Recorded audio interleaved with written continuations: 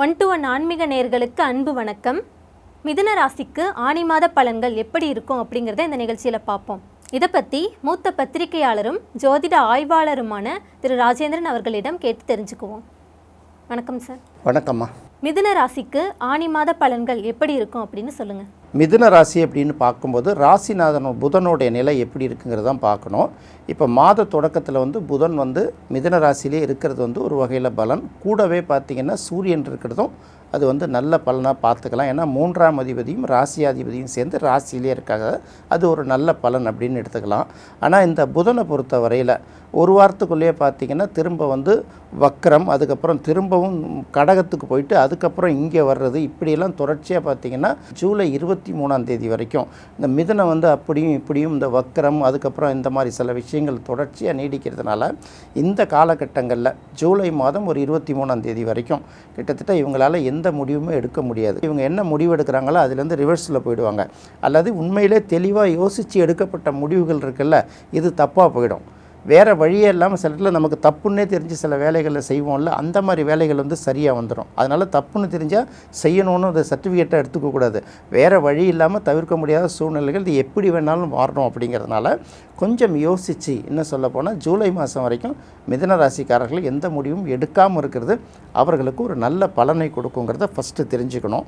அடுத்தது பார்க்கும்போது குரு இது வரைக்கும் பார்த்திங்கன்னா ஜென்மத்தில் இருந்த குரு இப்போ 2ஆம் இடத்துக்கு வந்துட்டார். குரு 2ஆம் இடத்துக்கு வர்றது உண்மையிலே சிறப்பான பலனை கொடுக்கும். உச்சம் பெற்ற குரு இருந்தால் கூட ஏற்கனவே குருவுக்கு பகை கிரகமான சுக்கிரன் அதோடு சேர்ந்துக்கிட்டு இருக்கிறதுனால இது குரு சுக்கிர மூடம் அப்படிங்கிற ஒரு விஷயத்தை சொன்னதுனால வருவாயில் சின்ன சின்ன பாதிப்புகளை கண்டிப்பாக கொடுக்கும். எதிர்பார்த்த இடத்துலேருந்து நமக்கு இந்த இடத்துலேருந்து தான் வரும், நம்ம சில இடங்களில் அப்ரோச் பண்ணியிருப்போம், இன்னும் சில பேர் நமக்கு கொடுக்க வேண்டிய பாக்கி கூட இருக்கும். இதெல்லாம் நம்ம கணக்கு போட்டுட்டு உட்காந்தா கூட குறிப்பிட்ட டயத்துக்கு சேராது. இது மாதத்தோட ஃபஸ்ட்டு ஒரு 3 வாரம் இருக்குல்ல, மாதத்தோட கடைசி வாரத்தில் தான் ஓரளவுக்கு இந்த பண கஷ்டத்துலேருந்து நம்ம நெருங்கி வர முடியும்.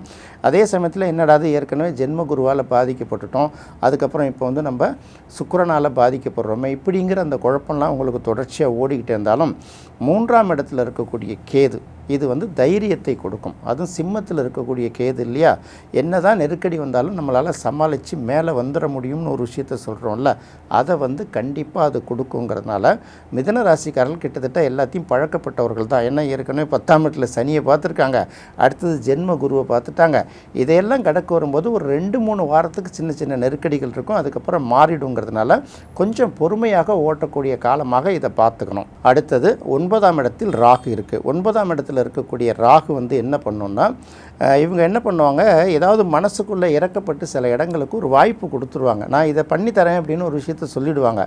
அவங்க வாக்கு கொடுக்குற நேரத்தில் அவங்களுக்கு அந்த வசதி வாய்ப்புகள் இருக்கும். ஆனால் அந்த செஞ்சு கொடுக்குற நேரத்தில் பார்த்திங்கன்னா இவங்களும் பார்த்திங்கன்னா பொருளாதார நெருக்கடி இந்த மாதிரி சில சூழ்நிலைகளில் நேரம் இல்லாத சில சூழ்நிலைகளில் மாட்டிக்கிறதுனால அந்த கொடுத்த வாக்குகளை நிறைவேற்றுவதற்காக இவங்க கடுமையான போராட்டத்தை சந்திக்கிறதுக்கு நேரம். அதுக்காக நம்ம வாக்கு கொடுக்காமலும் இருக்க முடியாது இல்லையா.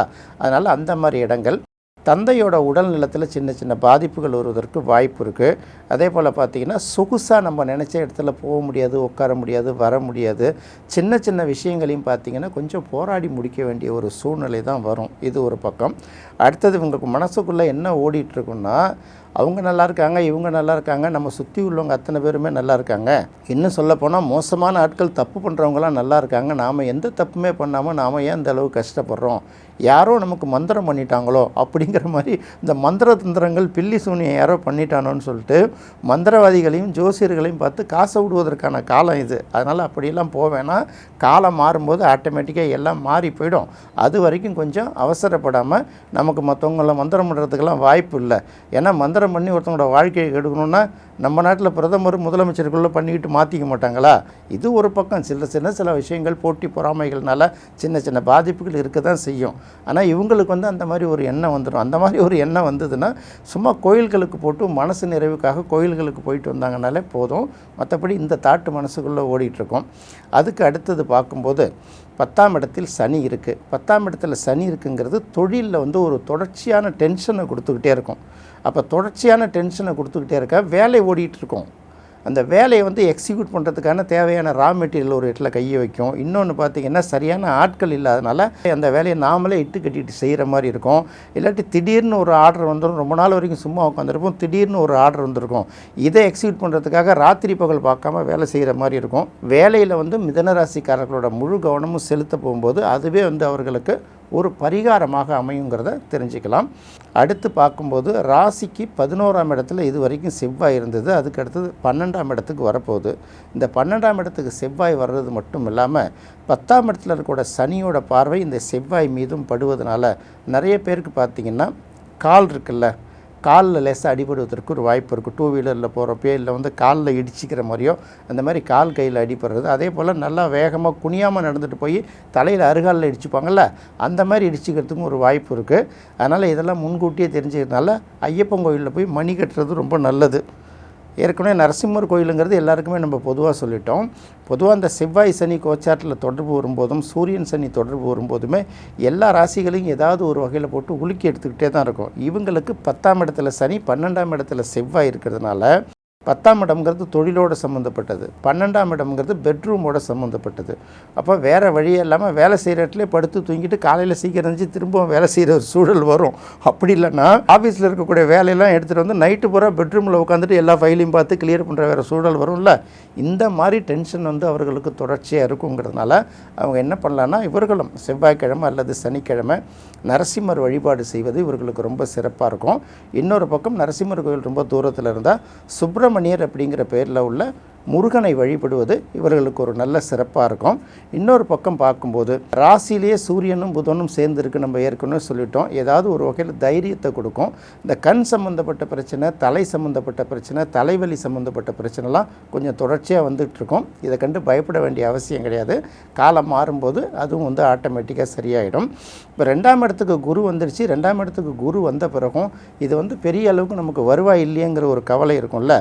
சுக்கிரன் நவர்ற வரைக்கும் இவங்களோட பொருளாதார பிரச்சனைகள் ஓரளவு தீரணும் அப்படின்னு ஆசைப்பட்டாங்கன்னா இவங்க என்ன பண்ணலாம் அப்படின்னு பார்க்கும்போது சந்தன மாரியம்மன் அப்படிங்கிற பேரில் உள்ள மாரியம்மன் எங்கே இருக்குதுன்னு பார்த்து வியாழக்கிழமை அல்லது வெள்ளிக்கிழமைகளில் சென்று ஒரு வழிபாடு செஞ்சாங்கன்னா இவர்களுக்கு பார்க்கும்போது இந்த பொருளாதார நெருக்கடிகள் இருக்குல்ல ஓரளவு அதுலேருந்து சின்ன சின்ன விடுதலை கிடைக்கும். அதையும் கடந்து நமக்கு வர வேண்டிய பணம் நியாயமாக நமக்கு வேலை செஞ்சதுக்கோ இல்லை தொழில் பண்ணி கொடுத்ததுக்கோ வர வேண்டிய பணம் பெண்டிங் இருக்குல்ல அது கொஞ்சம் கிளியர் ஆகி கொஞ்சம் கொஞ்சமாக வர ஆரம்பிக்கும். வருவாயே இல்லாதவர்களுக்கு கூட ஏதாவது ஒரு சின்ன சின்ன வேலைகள் செய்து கொடுப்பதன் மூலமாக ஒரு வருவாய் கிடைப்பதற்கு ஒரு வாய்ப்பு இருக்கும். ஸோ மிதுன ராசியை பொறுத்த வரைக்கும் என்ன கிரகங்கள் எங்கெங்கெல்லாம் நெருக்கடிகள் இருந்தால் கூட எல்லாத்தையும் கடந்து அவர்கள் வந்து நெருக்கடியிலேருந்து வெளியில் வருவதற்காக செவ்வாய்க்கிழமை அல்லது சனிக்கிழமைகளில் நரசிம்மரை வழிபாடு செய்வது சிறப்பு. இன்னொரு பக்கம் பொருளாதார நெருக்கடிகளிலேருந்து வெளியில் வருவதற்காக என்ன பண்ணலாம் அப்படின்னு பார்க்கும்போது வியாழன் அல்லது வெள்ளிக்கிழமைகளில் சந்தன மாரியம்மனை வழிபடுவது ரொம்ப சிறப்புங்கிறத நம்ம அந்த இடத்துல சொன்னால் போதுமானது. மிதுன ராசிக்கு ஆனி மாத பலன்கள் எப்படி இருக்கும் அப்படிங்கிறத தெளிவாக சொன்னீங்க சார். ரொம்ப நன்றி சார். நன்றிம்மா. மிதுன ராசிக்கு ஆனி மாத பலன்கள் எப்படி இருக்கும் அப்படிங்கிறத இந்த நிகழ்ச்சியில் பார்த்தோம். கடக ராசிக்கு ஆனி மாத பலன்கள் எப்படி இருக்கும் அப்படிங்கிறத அடுத்த நிகழ்ச்சியில் பார்ப்போம்.